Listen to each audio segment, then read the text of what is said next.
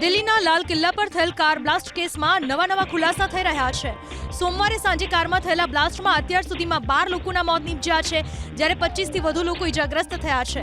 અત્યાર સુધીની તપાસમાં ડોક્ટર આદિલ, ડોક્ટર ઉમર, ડોક્ટર મુઝમ્મિલ શકીલ, ડોક્ટર સજ્જાદ અહમદ મલ્લા, મહિલા ડોક્ટર શાહીન શાહિદ અને ડોક્ટર પરવેઝ નામના આરોપીઓના નામ ખુલ્યા છે, જેના તાર ફરીદાબાદ મોડ્યુલથી લઈને લાલ કિલ્લા બ્લાસ્ટ સુધી જોડાયેલા છે। સૂત્રો પાસેથી મળેલી માહિતી મુજબ ડોક્ટર ઉમર કાર ફરીદાબાદથી દિલ્હી લઈને આવ્યો હતો। કારમાં જે શખ્સ બેઠેલો હતો તે ડોક્ટર ઉમર હતો। સૂત્રો મુજબ ડોક્ટર ઉમર જ આખા ષડયંત્રનો માસ્ટરમાઇન્ડ હતો। ઉમર કારને લાલ કિલ્લાના પાર્કિંગમાં પાર્ક કરી 3 કલાક સુધી પાર્કિંગમાં હાજર રહ્યો હતો। બાદમાં તે લાલ કિલ્લાના મેટ્રો સ્ટેશન તરફ ગયો અને હતાશ થઈને વિસ્ફોટ કર્યો, જેમાં ઉમર પણ મોતને ઘાટ ઉતર્યો। તપાસના તાર ડોક્ટર આદિલ સુધી પણ પહોંચ્યા।